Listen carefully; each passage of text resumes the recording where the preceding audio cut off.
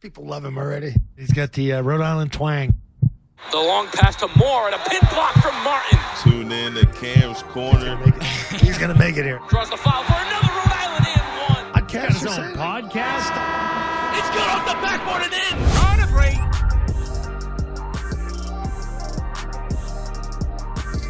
And we are back, guys. Welcome back to another episode of Cam's Corner. Today joining me, Josh Flanny, the new in-arena host of the Providence Friars. We've had John Hope on, who was the former in-arena host of the Friars. Flanny taking his spot, doing an amazing job so far throughout, like 5 or 6 games so far? Yeah. We're 5 games in at home, yep. Yeah, so, I mean, pleasure as always. This is, I think, the first time I've had you on, but we've been on the EG Pot of Thunder. Shout out Effie. Shout out to Effie. We've been on there a few times. That's how we connected.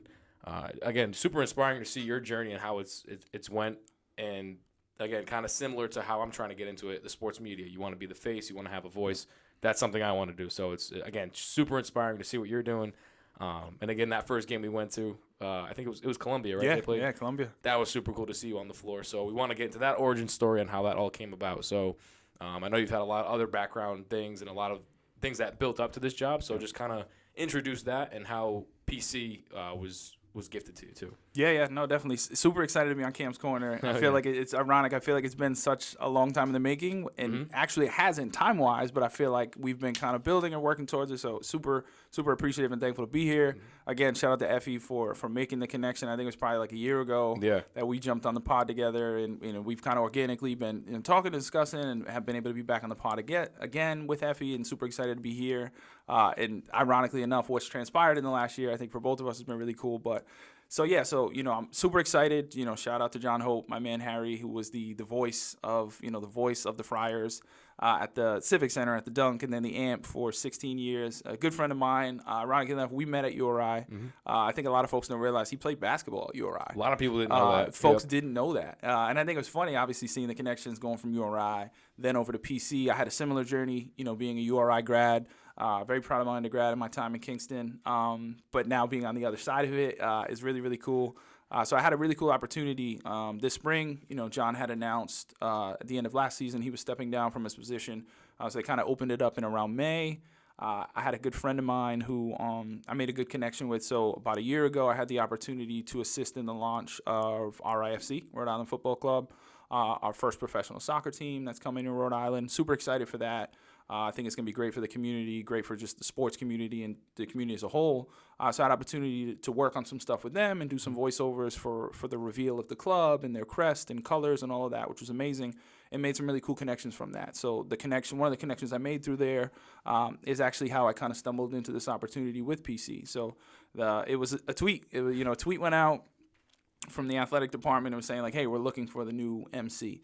And immediately, that buddy of mine, Mike, sent that to me and was like, hey, this is for you. You'd be great at this. And I, otherwise don't know that I would have necessarily thought about it. So he sent that over to me. First thing I thought was, let me reach out to Harry.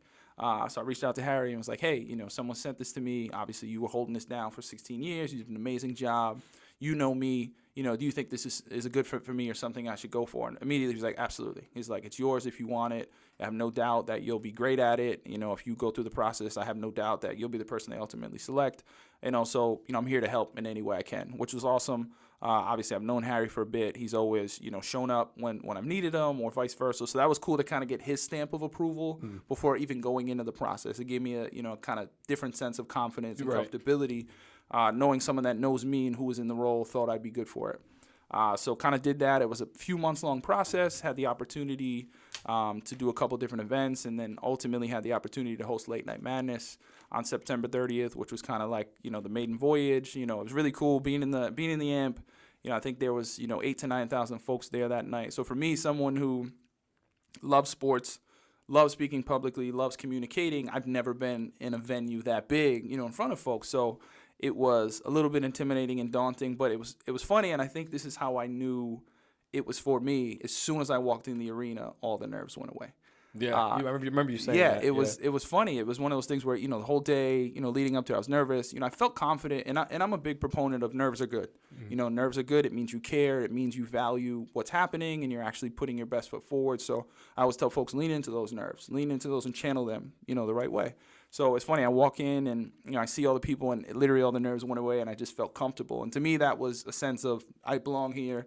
This is something I should be doing. Let's dive into it. So everything went well. You know, as you mentioned, we're, you know, 5 home games into the season now. It's each game, you know, each read, each, you know, opportunity to get out there and get in front of folks. I feel more and more comfortable. Loving the opportunity. I think the one thing that's been really cool is just the conversations I've been able to have with a lot of the folks at the game. So, you know, season ticket holders, young to old, families, kids, different youth organizations that have been in the game. I've had so many individuals come up to me and say, hey, congratulations, or you're doing a great job, or best of luck, or hey, my name is so-and-so, this is my family, we're here at every game. We look forward to seeing you. So those conversations and connections have really made me feel comfortable and made me feel like I've been kind of brought into that PC community as a whole. It's been awesome. You know, we're a month in now. The season is still very young. Obviously, we have a big game coming up Saturday, and then conference play. So I'm just super excited to see where it goes, what connections and what networking and just organic things that can come from it, and kind of where it'll take me. Yeah, for sure. I'm kind of getting a little deja vu talking to you and then having Hope on a few months ago.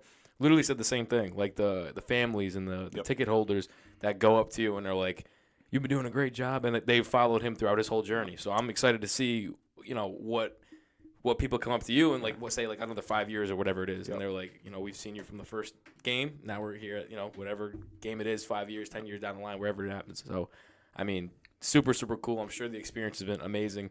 I've always loved that public address aspect, to be like the voice of a team, and a little different for me. I want to be like a broadcaster, but it's still trying to like perfect your voice and trying to find your voice. So I guess before PC, again with the Rhode Island Football Club that just started up, you got that opportunity. Maybe even before that, was there ever a passion to be an on-camera personnel or a voice of something outside of sports or even with sports? What was that? How did that passion spark for you to be like, I want to be the voice. I want people to hear my voice, and I want to be known. Yeah. So I think for me, you know, like many of us, and I'm sure you can relate, you know, as a kid, I wanted to grow up and I'm like, I'm going to be a professional athlete. You know, for me, it was baseball. You know, I love baseball. I grew up playing baseball my entire life.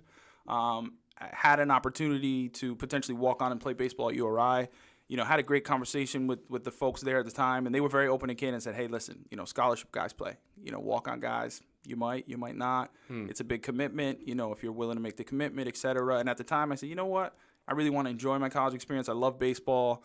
I actually tore my rotator cuff senior year of high school in baseball, and I was like, I don't even know if I'm really cut out for this anymore. So that was kind of my shift to something different. So naturally, you know, like many of us, I'll never forget growing up and listening to the Stuart Scotts and the Scott Van Pelps and the Rich Eisens and all those, the Dan Patricks, all those folks we grew up on as kind of like the voices of our childhood. You know, to this day, I'll get in bed and I'll flip the pillow over and I'll think of Stuart Scott. You know, like those are the things that just as a kid, because I love sports so much and it was so ingrained in my upbringing and what I did as a kid. I was always playing sports, always watching sports. So I always knew for me I wanted to do something sports related. And I think for me, when the connection came is when I got to URI as an undergrad. I didn't really know what I was going to go to school for. I knew I was going to go to school, but I didn't really know what. So I remember, you know, I went to URI thinking I was going to major in business. You know, I said, oh, well, you know, I'll open my own business one day. Why not? And the funny thing is I took a math class. I'll never forget. It was like Math 114 or something, and it was like math on the computer. And I'm like, what is math on the computer? What does that mean? Like, it was not for me at all. And I was like, all right, what else can I do? What will I enjoy? And I remember I took a Com 100 class during TD summer. And that was always cool. I was like, wow, like communications is really cool. I've never thought of it outside of just simply communication. You know, you communicate with a person, simple. But then thinking of all the different communication styles, you know, interpersonal, verbal, nonverbal, all different ways to communicate with folks. And also being in college, meeting people, I understood the value of communicating and how you need to be an effective communicator, you know, to get the things you want or to advocate for yourself or other individuals. So I kind of said, okay, well, this is maybe a path for me. Let me go down communications. And I said, okay, well, maybe I can tie sports into this. And at the time, URI didn't have a broadcast journalism major. You know, they were just building up they had just announced the Harrington School of Media. Nothing had really started yet. So it was a little too late for me in my undergrad in terms of having that path. But I still said, okay, well, I'm going to go down this comms road, take a lot of media courses, do those things, and see where I land. And I had a really cool opportunity my junior year to do an internship at ABC6. under the legendary Ken Bell, who is an amazing figure who kind of really took me under his wing and gave me some really cool opportunities to do some cool things and see some cool things and just learn from him and just pick his brain. I mean, the guy is an institution and an encyclopedia when it comes to sports, and also just a really great guy. So it's really cool to build that rapport with him, have some connections, along with some other folks at the news station, John DeLuca, who's still there. Just great individuals who really just gave me a lot of really good nuggets and different things to learn and grow and understand myself. Actually, one cool thing, and I remember mentioning this to the folks at the athletic department at PC, the first opportunity I had at my own was when PC fired Keno Davis. And I remember they had press availability. The athletic director at the time had press availability. We didn't have any sports reporters in the station. So they said, Josh, we're sending you and a cameraman to PC to go interview the athletic director. This is you at ABC? Yeah, this is me. So I'm like a 20-year-old kid at the time. They're like, go interview the AD, and I'm like, okay, sure, I'll go. I don't know what the hell I'm doing, but I'll figure it out. And I remember going with the cameraman and him being like, just do your thing. Just go for it. And I sat down with the AD, and I remember telling him, like, hey, I've never really done this before, so bear with me a little bit. And we had a great conversation. The interview ended up airing on the news on the station, and afterwards, the AD was like, hey, you did a really good job. Like, this might be something for you. So that always kind of stuck with me. I finished up my internship, finished up school, and I kind of jumped right into education. That's kind of where things took me. It was my first job outside of school, and I did a lot of stuff while I was at URI. We helped kind of start Brotherhood there, Brothers on a New Direction, is something we started, and we did a lot of giving back to the community, a lot of community service, going back into schools, working with kids. So education was natural for me, and I think because I felt like I could be an effective communicator and also wanted to give back to folks in my community or folks like myself. So I stumbled into education, but always in the back of my head, I said, one of these days, I'm gonna take that leap. I'm gonna take that jump. I'm gonna try this, and I'm gonna get into it. And I had a podcast for a while with a good friend of mine. Shout out to Professor Coria. We did a really cool podcast for a while where we covered sports and we did all those things. And that was kind of my outlet in a very kind of like unofficial, as a hobby, as something I enjoyed. But over time, the wheels kept turning. I always had that itch. And I think really the first opportunity was with the soccer club last year. And that was also very organic. I was just communicating with folks. It was a connection I had through my day job, that got me in front of those folks with the right people. And I just jumped at it. And it's funny because it's never in my life that I think I'd be a voiceover actor. And I still definitely don't consider myself a voiceover actor, but doing that was really cool and seeing like, hey, no, you have a knack for this or at the very least you have a passion for it, and that you can always take and shift and morph into something. So it was really, really cool. It's come together organically. I feel like I am kind of starting maybe a little later than most, like I see all the stuff you're doing at this point. I'm like, this is amazing. Like you're so far ahead of the curve already. And I feel like for me, it's one of those things where it's not too late to jump in and try things and do things, especially if you're passionate about it and you feel like you can do it, which I've always felt like I could. I just didn't really jump at the opportunities or, seek out the opportunities. And it's funny, I tell kids, that I work with all the time or different folks, it's like that opportunity is always going to come when you least expect it. You're going to put all the work in. You might expect that opportunity to come as soon as you kind of complete that work. That's not how it works. It's at the weirdest moment or the rarest moment or when you're not expecting it that things kind of just drop in your lap. Yeah. And that's because of all the work you put in. It's just coming back to you at your time. And I think that's kind of what the last year has been for me. Doing those things, having the opportunity with RFC, now with PC, and trying to build out from there, making those connections, talking to folks, being able to jump on a platform like this with you is awesome, and it's just really, really enjoyable for me. And I feel like I have so much in me that I want to do and want to get going, and I'm just excited to see where it goes, what opportunities I'll have, what opportunities I'll be able to create for myself and or put myself in position to be successful and really just enjoy what I'm doing. Yeah, I mean, I'm a kid myself, but whenever I go to like high schools and like I was just talking about this, I've spoke at Bishop Hendricken.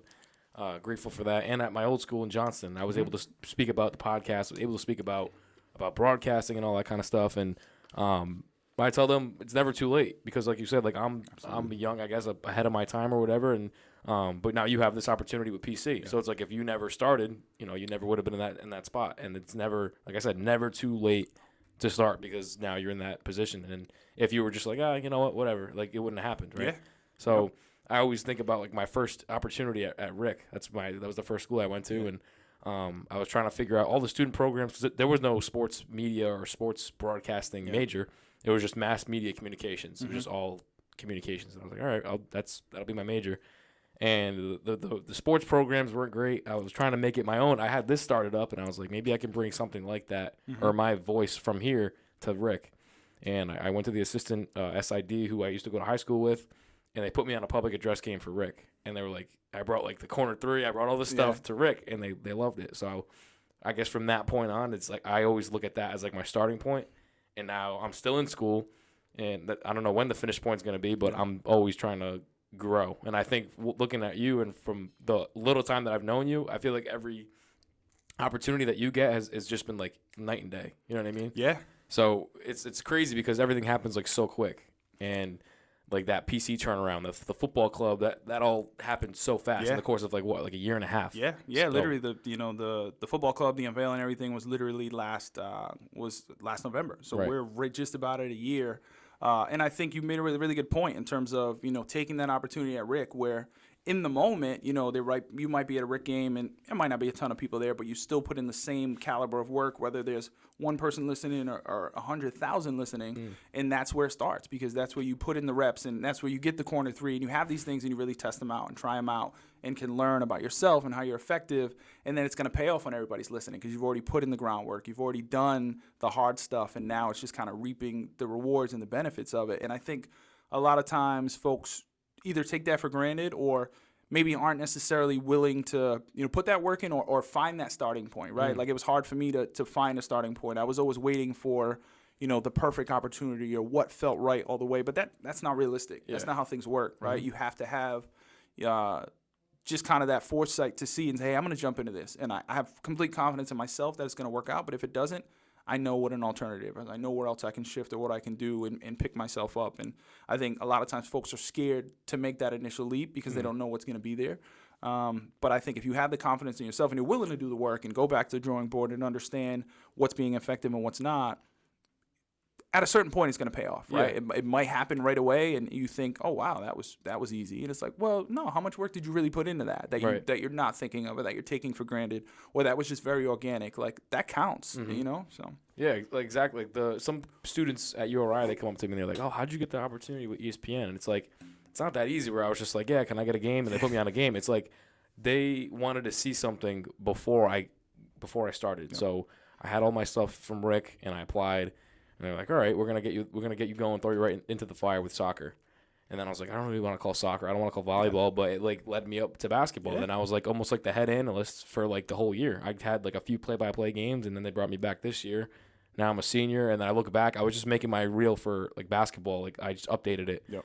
And I took all the Rick stuff out. Like it wasn't bad, but I'm looking back at it, and I'm like, oh my god, it sounds like so much different. You sound night and day, probably. Literally night and day over what, a year and a half, 2 years, and I don't know. Like you said, it's a testament to how much work you put in behind the scenes and the little reps that go to it. Because everything is like, this is a rep. I always say this is a rep. Yeah. Like editing is doing a rep. Like when I'm on Saturday, I'm gonna be on the sideline filming something. That's a rep, even though I'm not. That's not exactly what I want to do. It's still an ability that people want to see that you're able to do, and it'll make the job opportunities like just widen. So yeah, and I think that's the thing, and that's where I want to be more intentional about my work is the back end of things, is the capturing, the editing, the putting things together, because I think more than ever, and I think maybe it was heightened through COVID, but I think even before that is even if you're on camera talent, you got to know what that looks like off camera. You got to be able to do that back end stuff. There's so many folks these days who do all of their own stuff, right? They shoot their stuff, they edit their stuff, they package it, and that's what sells. Like anybody is going to be willing to take you.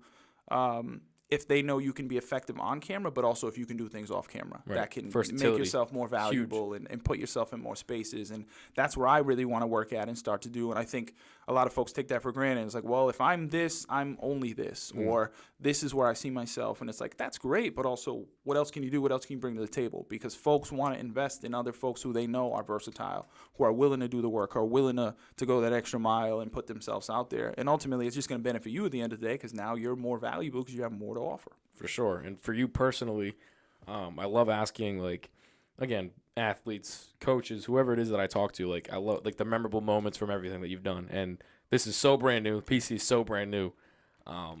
Throughout the first 5 games you've done, like, something memorable that you've already taken away from it. But outside of, like, the relationships and the people that you've met, but, like, an in-game experience, like, that maybe you said something, you're like, oh, my God, it didn't sound good. Or, like, you didn't think it sounded good. Or, like, oh, that sounded great. And, you got a huge reaction. Like, there's something that is already, like, stuck with you in only, like, the first week and a half of games. Yeah. So I had I think of one of my first games. We had one of our games that we played during the time. I was dressed like a friar, right? Put the shorts on, put the jersey, put the shoes on.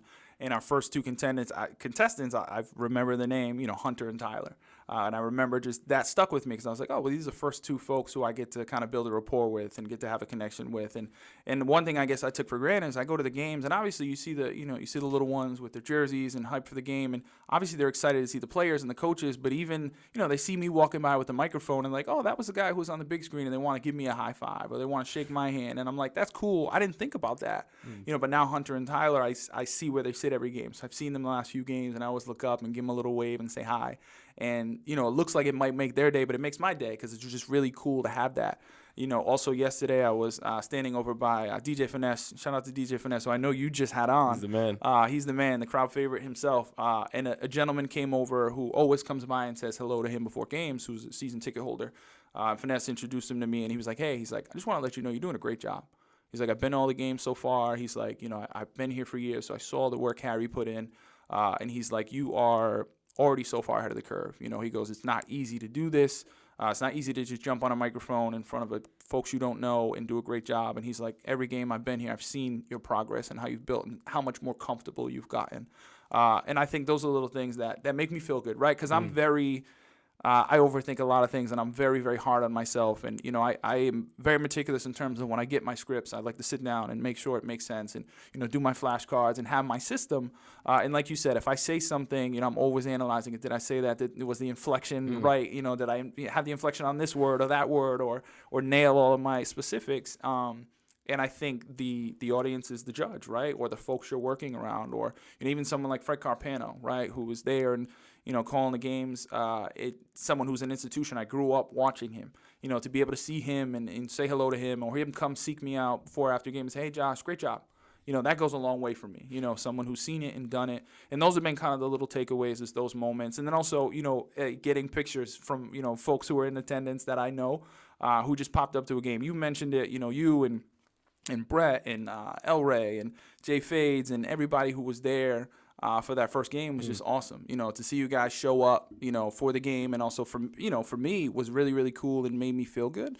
And I've had so many more of those folks, or folks who reach out and say, hey, I want to go to a game now just because I know you're going to be there and I want to support you. And, I can assure you I'm going to be one person who's going to be screaming loud for you. So that's been really cool for me to see kind of my network and my community really rally around me and support me in a new endeavor that I'm super excited about and can't wait to see it through, but also knowing that I'm going to need that support. I'm going to need that backing, and I'm going to need those folks who I can bounce things off of and feel that support from them. It's been overwhelming, but in the best way possible. Yeah, I'm the same way. I love when, my family members or whoever is listening on ESPN Plus or the radio or whatever it is, and they're like, oh, you sound great. And sometimes, like you said, you'll be hard on yourself, and you're like, I don't think that sounded that good. I think it was a little rusty, this, that. But so like the naked ear or the eye, it's like, it sounded great. Yeah. The average person listening is great, but the people that, for me at least, matter the most is like the people that are going to hire me, in the future. But, I always critique myself. I'm always doing notes, always doing all this stuff. And, but when people recognize it, it's cool to. It cool. Feels so good, or even like, the people who work at the arena, the security guards or the back staff, like, I made it a point from the first day, shake every hand, look everybody in the eye, ask them for their name, introduce myself, not taking for granted, oh, they might see me on the screen, but I haven't introduced myself to them, so they don't know who I am. So just being intentional in that, now I get in the arena, I do my rounds, I go say hi to security guards and say hi to all the folks there, just because that's important, and they are crucial to everything going well and into the overall environment. And I feel like I'm in their space in so many ways and instances. I want to respect that, and I want to understand that, and I want to I want folks to always see me, and whether or not I have an off game or a good game, they're like, well, he's a good guy at the end of the day. So for me, that's always most important, and I also think that's where those organic connections come from, and that's where it kind of pay it forward. As you may introduce yourself to someone, shake their hand, and they might get a good impression of you and now think of you down the line. And I think that's how some of these things have happened for me in the last year, is just very organic and just leaving a good impression and leaving folks with an understanding of what my talents are, what I can do and what I can bring to the table.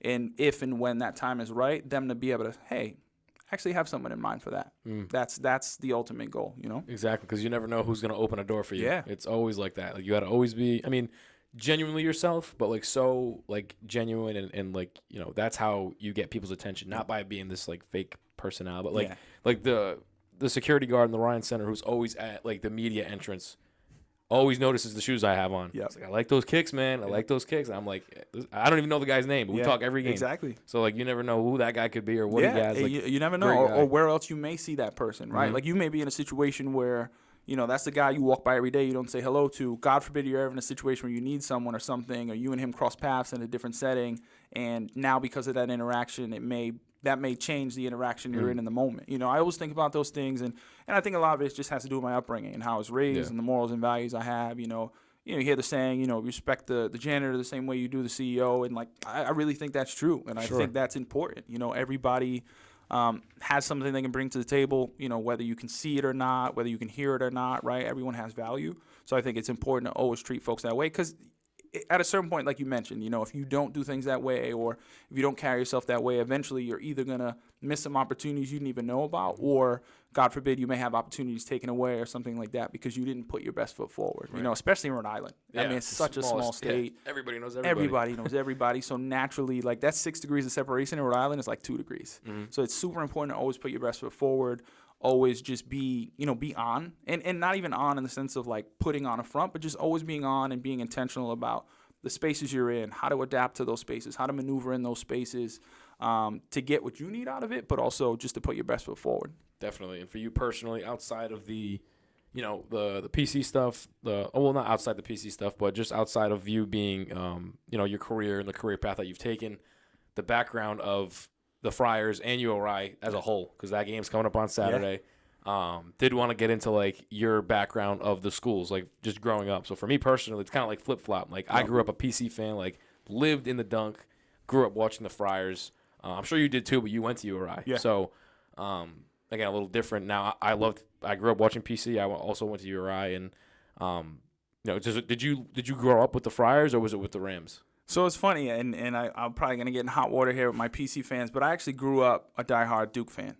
Okay. So my older brother, you know, I've naturally taken a liking to all the teams my older brother did naturally. And one in terms of college basketball, it was always Duke. You know, I always loved Duke. Grew up watching Duke since I can remember. You know, I was born in '89, and I swear to God, I remember the '91 and '92 national championships. That's how invested I've been. So that's always been kind of my team. But naturally, them being so far away and PC URI being around the corner, I would always kind of keep tabs on that. And I think more so as a kid, probably more PC. One, because they were a little bit more successful at that time, but also they were closer. You know, it was easy to go down the road to the Civic Center from Pawtucket as opposed to going to Kingston. You know, the first time I was actually ever in Kingston is when I went up to URI to attend URI. So I knew about it. You know, obviously I knew about, you know, Catino Mobley and Lamar Odom and those teams and when they were really making noise. But I think for the most part, a lot of folks around here, at least in Rhode Island, naturally gravitated more towards PC. They were always a little bit more competitive, playing in the Big East. You always knew they were going to play better competition. And like you said, going to the Civic Center was just fun and easy as a kid. Like still to this day, I walk in, you know, I drive up, or now, you know, I walk in like the stage door, and it's so different. But it's like, wow, I walk downtown, I walk into the arena, and I get that like rush as if I was a kid again. You know, walking in the first time and going through the curtains and seeing it. I still get that same type of feeling, which is awesome. I hope I never lose that. But I think for me, it's probably more PC in terms of what I knew, what I followed, the players. Also, when I was a kid, Jeff Xavier was at PC. Yep. Yeah. He's a legend in Pawtucket, you know. So he was someone I remember, you know, hearing about and watching games, and him going to PC was such a huge deal.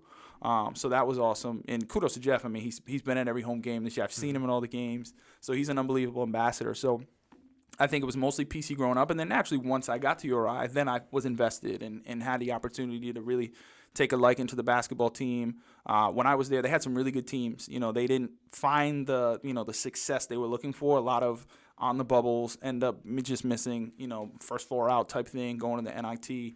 They definitely did get robbed against North Carolina in the NIT that one year. But I obviously was able to be more invested in them at that time. And really take a liking to, obviously, knowing some of the players, being on campus, building a rapport. It was easy to root for them.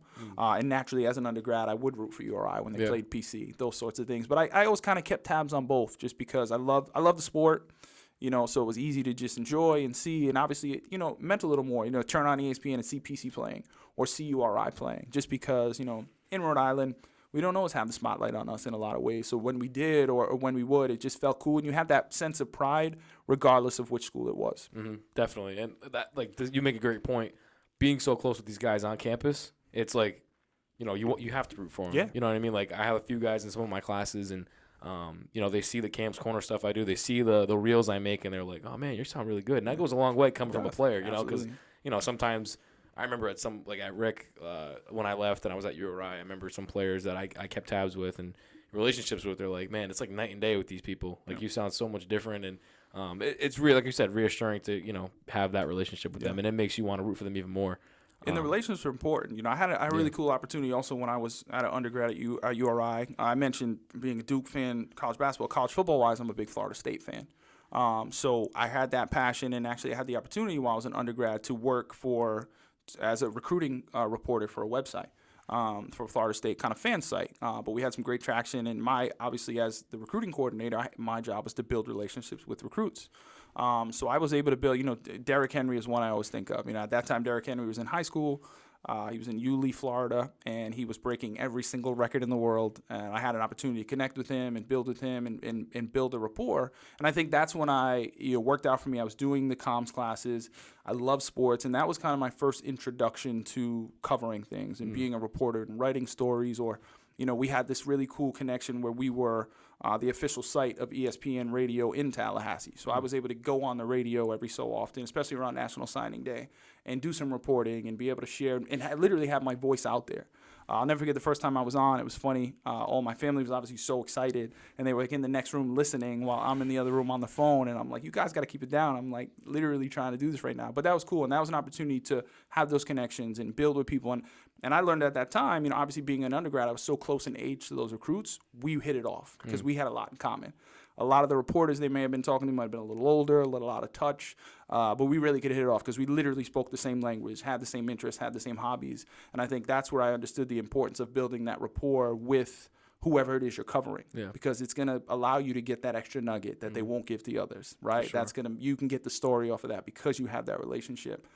So that's the importance of it. And I think obviously in your role, super important. You're covering the same people you see every day in a different setting. So that's another reason to put your best foot forward, to be out there, to build those connections. Because, again, you don't know how you'd be able to pay it forward, especially in your case where you have now folks who are professionals who are coming back and want to sit down with you, want to talk with you. Sure, they could go talk to many different outlets, national outlets, et cetera, but they trust that they can sit down with you, have a good interview, have a fair interview, have an enjoyable interview, and that's the takeaway. Yeah, and I didn't interview them like something like this or like a quick thing on the court, but when you or I came down to PC, I'm sure you remember Kyle Lowry and Jimmy Butler were there. Yep. And it's kind of like, Jeff Down has been there. He shows his face a few times, and he used to play for the Raptors, the Warriors, played for a couple teams, but he's always super personable. But it's insane for NBA players of that caliber to kind of have the same, I guess, mentality and the same way they hold themselves as college athletes, because they used to be college athletes. So when I talk to these guys that are on the team now and last year, it was like when I was talking to Kyle Lowry, it was almost kind of like the same thing. Mm-hmm. He was so genuine and so nice and oh, what do you do? And I'm talking to an NBA All-Star right now, NBA champion. And it was it was the same thing. And I think that is going to go a long way with some of these guys that might, make careers for themselves. Yeah. So it's cool to see. And looking back at that as a whole with URI and PC, I guess kind of getting to the history now that the game's going to be on Saturday, just to build up to that. Just talk about, I guess, maybe the history that you think of when you think of PC and URI and that rivalry. Yeah, it's funny. I think of the first thing I think of is my group of friends from URI. So I had a group of buddies who are still my great friends to this day, who I met, when I first got to URI, my TD summer, and the friends I have to this day, folks who's I'm in their wedding, they're going to be at my wedding. Those types of relationships that we have are so powerful, and a lot of them are from Providence. So they grew up PC fans. And it was always funny that, that time of year would come around, and we would all kind of draw the line in the sand in terms of our allegiances, and it was always be split. You have your PC group, you have your URI group, but it made it fun to watch. So when we're on campus at URI and the game's there, it's fun to literally go into the Ryan Center and feel that atmosphere and be able to kind of bust the chops of your buddy who's sitting next to you who just happens to be rooting for PC that day, or vice versa. All of us getting together and heading down to the amp to watch that game. So when I think of those two, I think of just Rhode Island. I think of those rivalries, in a lot of cases, sibling rivalries or family rivalries or co-workers.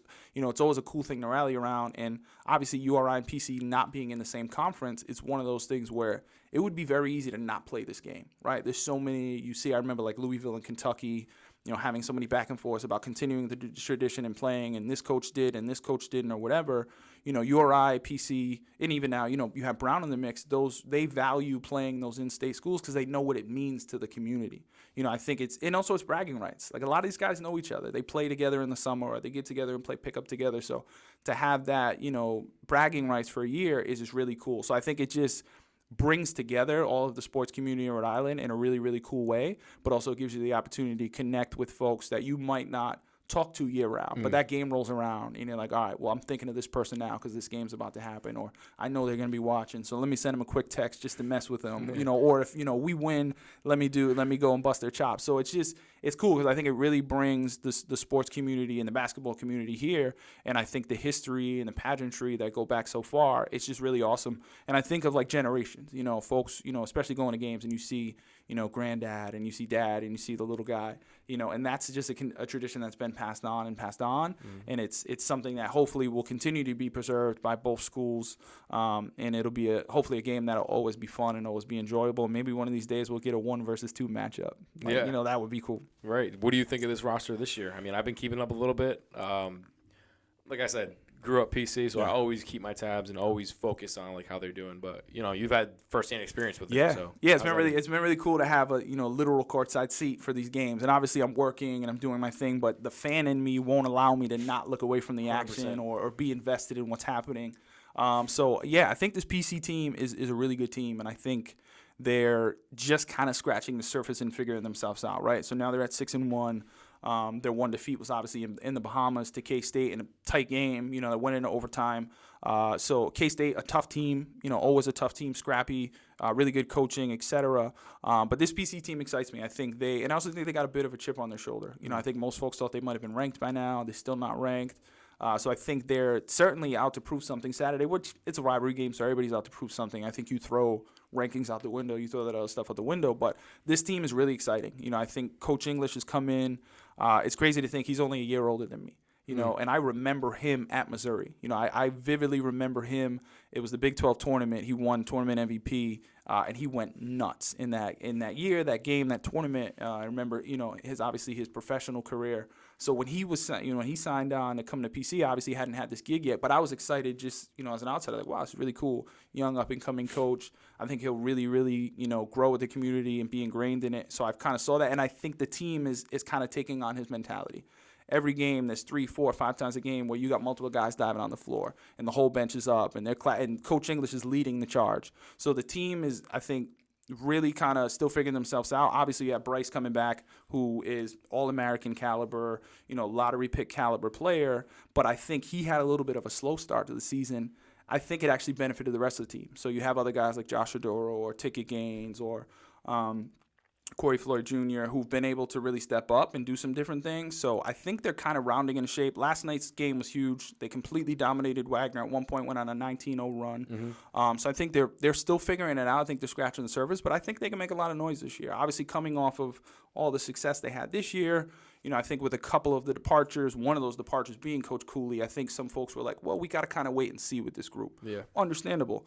But I think, obviously with the K-State loss aside, they've handled business. They've done everything. They had a scrappy Wisconsin team come into the – now, Wisconsin is maybe not where they typically are, but Wisconsin's always going to be good, always going to be tough, always going to be physical, always well coached. And they handled them easily.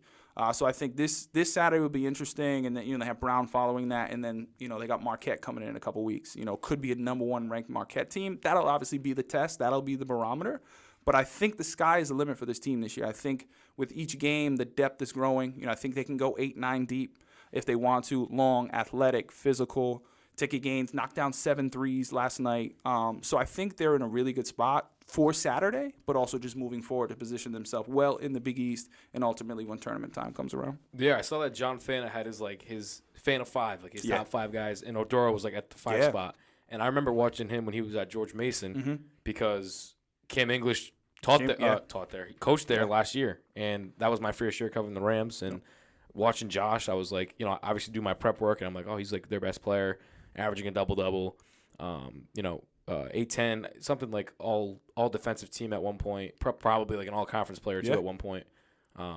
But then he makes the switch to PC with Kim English, and I'm like, that you got to watch out for Oduro. He's going to be great. He's going to be good. I honestly think he's been the best player for PC thus far. You know, Bryce obviously gets the headlines because he's awesome. And he's really, I think the last couple of games, Bryce has really arrived and asserted himself.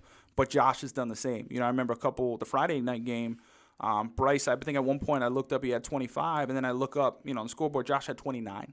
And it was like a quiet 29, a sneaky 29, which Down is low, always, which is always nice to see. But he's got good hands. He's got good feet. He's physical, but he's not just physical. He's not a big brute down there. He can move. He runs the floor well. Obviously, a veteran who knows what he's doing, is a good leader on the team. So I think he arguably has been the best player thus far this year for the Friars. See, that's for me, watching URI throughout the course of the season so far. It's only been 7 games. Undefeated at the Ryan Center, so they've been playing great at home. They just beat Yale. And Yale, again, under Coach James Jones, probably like the best coach in Ivy League history. I mean, he's been great, and they play really good ball in the Ivy League. They do. They do not get enough credit. They play really good ball in the Ivy League. This kid, his name was David, or I think David Wolf was his name, and he was a big man. He was like 7 feet tall, but he was quick. He was like a combination of like Porzingis and like Jokic. He was just quick on his feet. He could shoot the ball. He was great down low, quick footwork, and URI throughout the course of the season, they haven't played great in the paint on both ends of the ball. Like, whether it's missing someone down low who has position, or they can't grab boards, or they're just letting guys score. Or maybe not even just letting guys score, but they're there, but the guys are just nothing they can do, just better offense. And my biggest takeaway is going into this game, if they can stop like Oduro and the guys down low, it's going to be a close game because they just beat a team like Yale with big guys, more big guys than I think PC has. And I think potentially, if not like the same competitive nature as PC. And they just beat them at home. And their wings and guards are tough. So I think in that case they match up well with PC. I think, to your point, the X factor is going to be down low. You know, can you get Josh off the block? Can you get him to move defensively? Can you go at him and possibly get him in foul trouble or get him moving out of the paint a little bit? You know, I think obviously URI is going to have to be very creative Saturday in terms of what they run, their sets, you know, what they do defensively, different looks that they throw at PC. To be able to stay competitive. I think it will be it's always a competitive game, you know, but I think obviously I'm sure Vegas, you know, has PC, you know, up in terms of what they think the game will look like. But again, rivalry games, you just never know. Exactly. And like, I look at PC's roster, I look at URI's roster. URI has the bigs, like, to match up with Oduro and those big guys. A few lesser experienced guys. I mean, this kid, his name's David Fuchs. He played overseas. He's a true freshman because he's never played at the collegiate level. I think he's from, I should know this off the top of my head. I'm pretty sure it's like Germany, in that area. So he's been playing against pros for probably years and years now. He's, I think, still early 20s, but this is his first, he's technically a true freshman. And, you know, there's been spurts of him having trouble with ball security, but he's a solid big down low. Another one like Tyson Brown. He's, I think, a junior, came from Florida. Another solid guy that I think that can guard Josh. Somebody that is going to, like somebody like Bryce Hopkins. I don't know who's going to match up with him on URI's roster. There's Zeke Montgomery, who's their leading scorer. He's been their most consistent player throughout the year. He's at, I think, like 6'4", I want to say, 6'3". How tall is Bryce?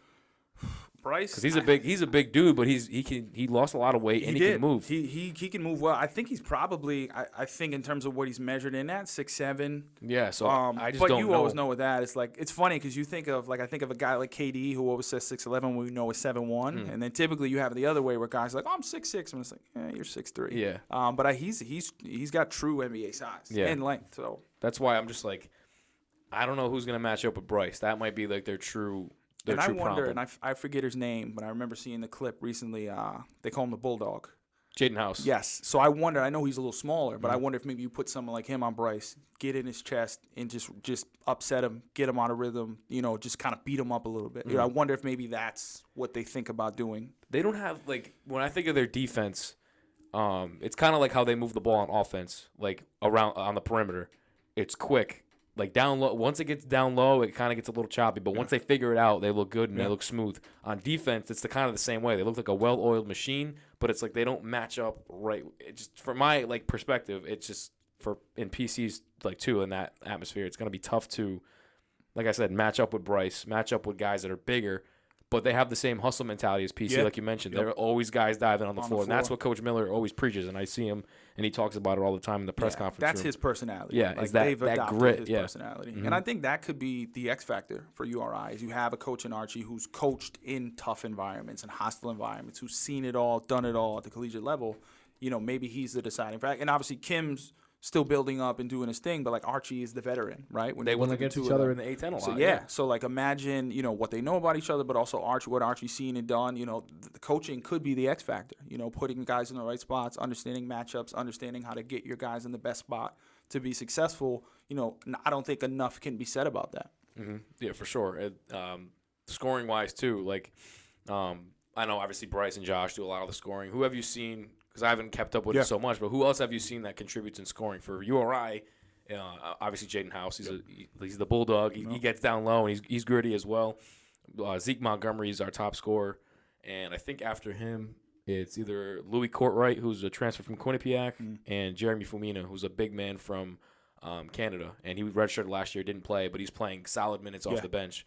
So those are like our four guys that they put a lot on the board. And for PC, who was outside of Hopkins and Oduro? Yeah, so I think outside of Bryce and Josh, the first thing I think of is Devin Carter. Another guy who can just catch fire immediately. And I was talking to one of the security guards at the game, who's actually a buddy of mine, Josh. And we were talking about the game the other day and how Devin's been a little quiet lately. And we were talking about, he was saying, he goes, in my experience of, he's the guard right at the tunnel, right behind the bench. So he's like, Devin's that kind of guy. Once he hits one or two, that's it. He just feeds into it, loves it, and just can't miss. So he's had a couple of those games early in the year where he had that. He was a little quiet last night. He didn't need to do much, but he's another one who can get going. A tough guard, gritty, can get in the paint, will knock down open shots, is not afraid to jump up and defend one of the better wings or better guards. So he's someone who I think now is kind of in that third spot, but he can easily erupt and be the leading scorer or be the most effective player on the floor. Tiggy Gaines, 7 threes last night. Was 2 away from tying the record. Had 7 with like 8 minutes left in the second half. It wasn't a 40-point game. He probably breaks that record. So he's hot right now. Jaden Pierre, who was a little banged up a couple games ago, didn't play, but worked his way back in yesterday. And I think the player who I think is taking a lot of folks by storm is Garway Dual. He is this freshman, just an NBA body, NBA skill, NBA, variables and things he can do. Long defender, is not afraid to go and defend that best guy on the other team, will affect the game in so many different ways. So I think those are probably the other names. That's kind of like their top 6. Dual started the last couple games, but he can also come off as that 6th man. And then someone who's interesting, too, is Slim Castro, right? Yeah, young man from the DR who's come in, super tall, athletic freak. He's still kind of you can tell he's still kind of figuring it out in terms of his body and where he needs to be. But he's someone who I think could really, really be effective for them down the stretch, especially if you have someone like Josh who's banged up or in foul trouble. He can come in, especially around the rim, be a rim protector, run the floor for you, finish lobs, those sorts of things. So I think there's a plethora of guys. I think any one of those top 6 can, at a moment's notice, be the guy. But I would say, looking at Saturday, outside of Bryce and Josh, I would really expect Devin Carter to show up and have a hell of a game. Yeah, I remember him being a problem last year when they were at the Ryan Center. Wasn't a close game, but I think this year is going to be a little bit more competitive just because of how much of a more well-rounded roster that URI has. Watching them the first 4 games of the season, playing a little bit lesser competition, but they looked like they're on the same page. Last year it was tough. I thought personally they had the guys, like players like Ish Leggett and a young guy like Sebastian Thomas coming from Rhode Island. Like they had the pieces, but it just didn't seem like throughout the year that they could gel together. And it was Archie's first year, so it's understandable. It did. It seemed just from I didn't watch all the games last year, but I always try to watch when I can. I think that was it. They seemed disjointed. It seemed like 5 guys out there as opposed to 1 unit at times. And again, I think a lot of it, like you mentioned, Archie's first year. It's tough to emulate your mindset exactly, and what you want and put your stuff in and get guys to buy into what you're doing. It's not a bad thing. You have a coach. I think of Cooley leaving and Kim English coming in.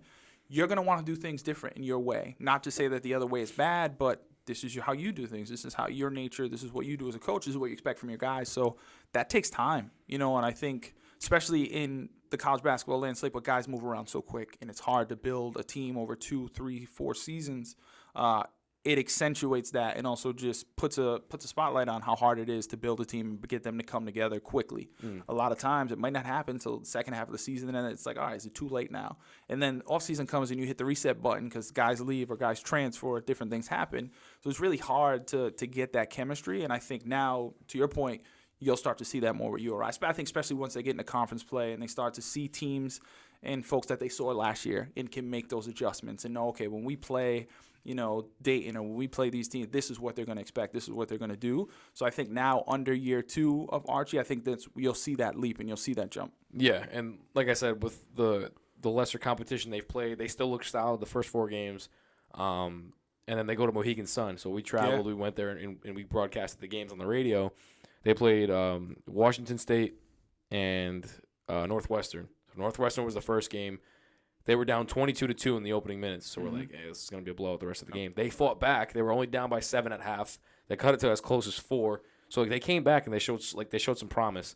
Then they play Washington State and they got blown out. So it's like that was their like really true test. Yeah. And it still wasn't like considered like away. It was like a neutral site for all teams.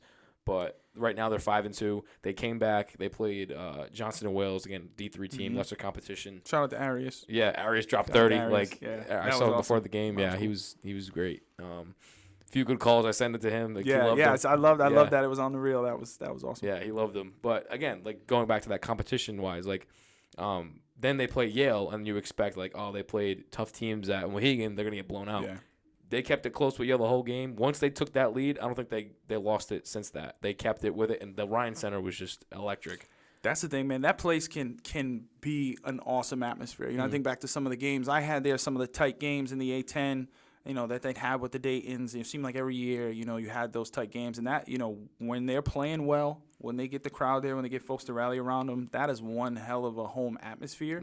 Students show up, the alumni show up. Everyone does a great job of really packing it in there. So there's something to be said about it. And I think, obviously, as the team continues to build and get better, you're going to have more and more folks who are going to come back, who are going to support them, and really have that home court advantage. Like I look at the AMP, and it's such an advantage playing at the AMP and having that, big arena and having so many folks in there and just the atmosphere that Finesse builds and that I'm trying to step into what Harry was doing and building and having that. There's a lot to be said about that, especially at the college level where, you might go to some places and you might be in a little hole-in-the-wall gym. Some places you go, it's big, arenas, but sometimes those big arenas feel hollow and they don't have that same type of atmosphere that you would get on campus. But I think that's where the AMP and PC is really unique, where they were able to kind of bring those two together and really make it a place that's tough to go play in, but also a place that if you're a competitor, you want to go in there. Like I think of last year, Tyler Kolick going in there and just going crazy, being a Cumberland kid and coming home and was that that game? Yeah, literally just being there and like just talking shit to people as he goes down the court. Like you love that as a competitor. You want to go into an atmosphere like that because you want to silence everybody. So it's just cool from every perspective. I experienced that in high school. Dropped his 1,000th career point on us, and then his teammate Jackson Zankin. Yeah. So I coached against them. So when I coached at Shea, it was Tyler's freshman year. They actually beat us in the D2 championship. We had beat them during the regular season, and then we hadn't gone undefeated. We didn't lose all year, and we literally lost 2 games the entire year. It was the D2 championship to Cumberland, literally those 2 kids, and then the state championship game against Hendricken. Those are the only 2 we lost all year. So it was funny because at the time, Tyler it was his older brother who was the better player in the family and who everybody came to see. And Jackson was also really, really good too. And then Dante was on that team as well, who was a beast.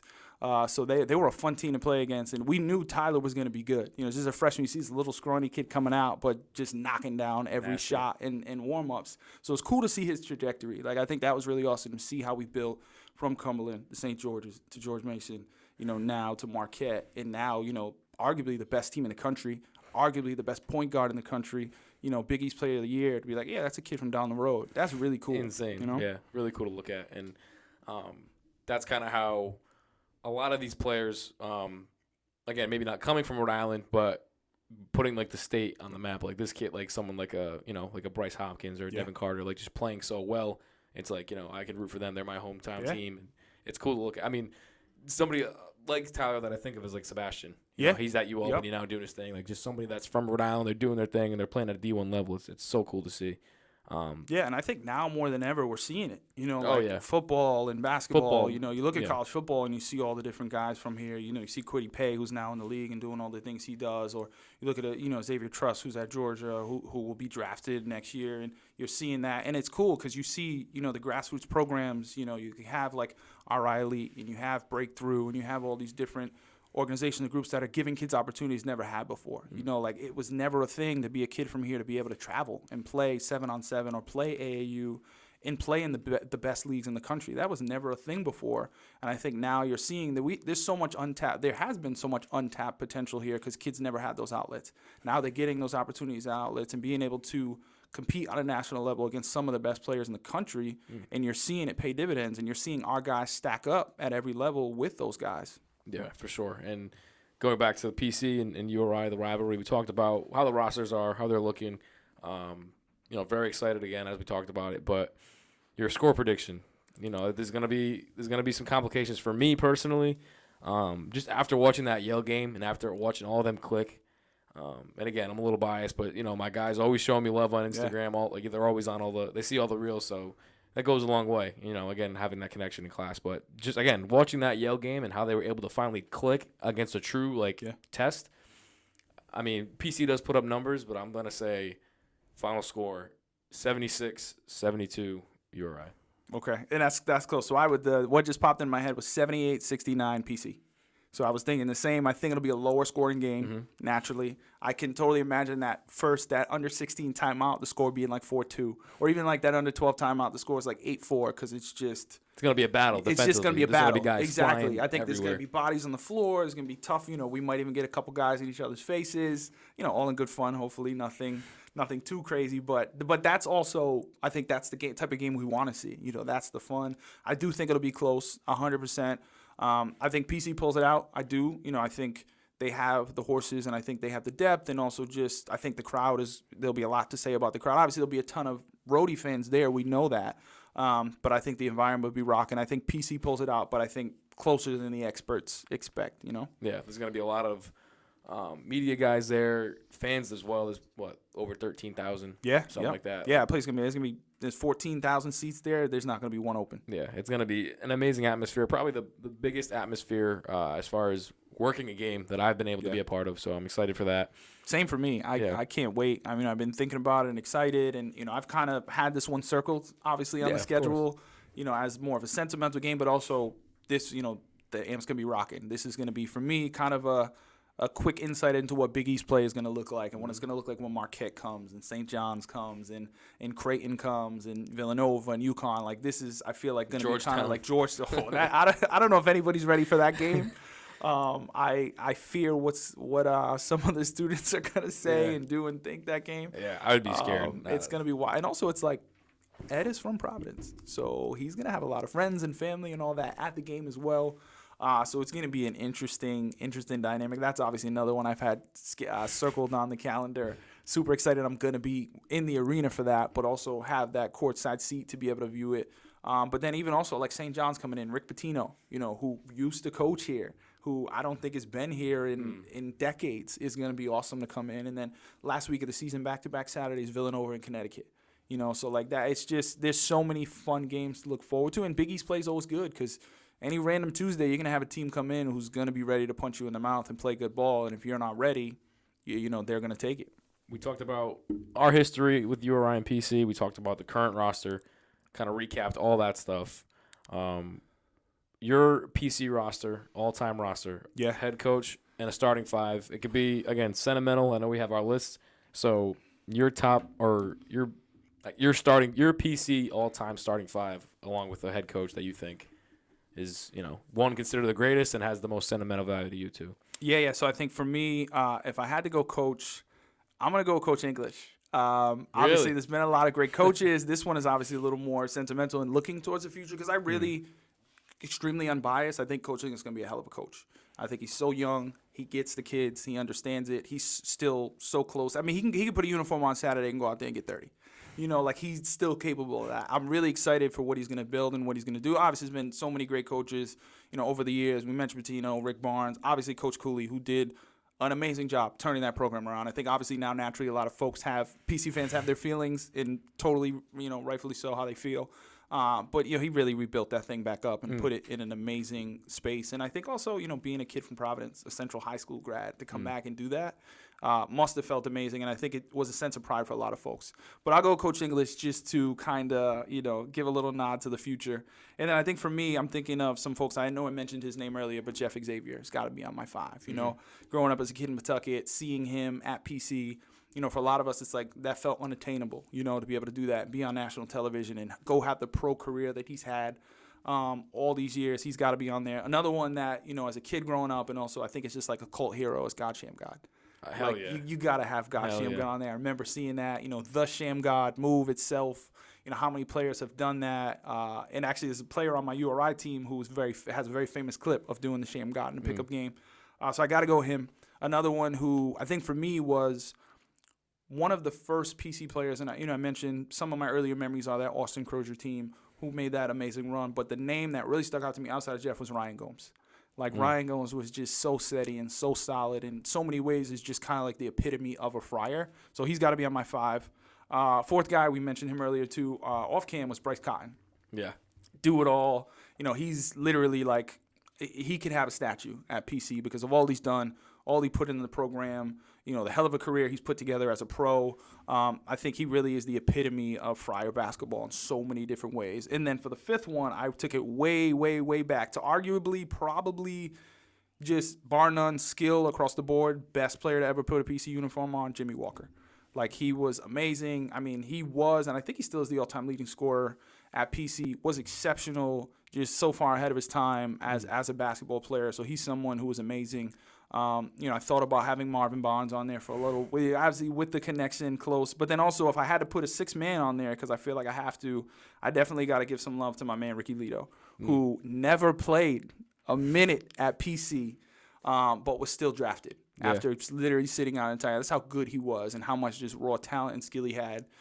His high school career was just absolutely amazing. In Slam Magazine, going up, playing against the best in the country and holding his own, arguably the best scorer in his recruiting class his senior year. Obviously never had the opportunity to play at PC, but the fact you could go your whole freshman year and not play and still get drafted, had a stint with your Knicks and had a, amazing career overseas, still playing, still extremely effective, and also just a really good guy. So I got to throw him in there as kind of like my 6th man. Yeah. I didn't do a PC roster. Gotcha. But again, like I said, the 2 guys, or I should say 3, maybe even 4, the guys that I loved watching growing up as a kid, Bryce Cotton, LaDante Hinton, Chris Dunn, and Ben Bentel. Those guys are for me, the pinnacle of my childhood watching college basketball, because those are the guys that I grew up watching just in the dunk every weekend.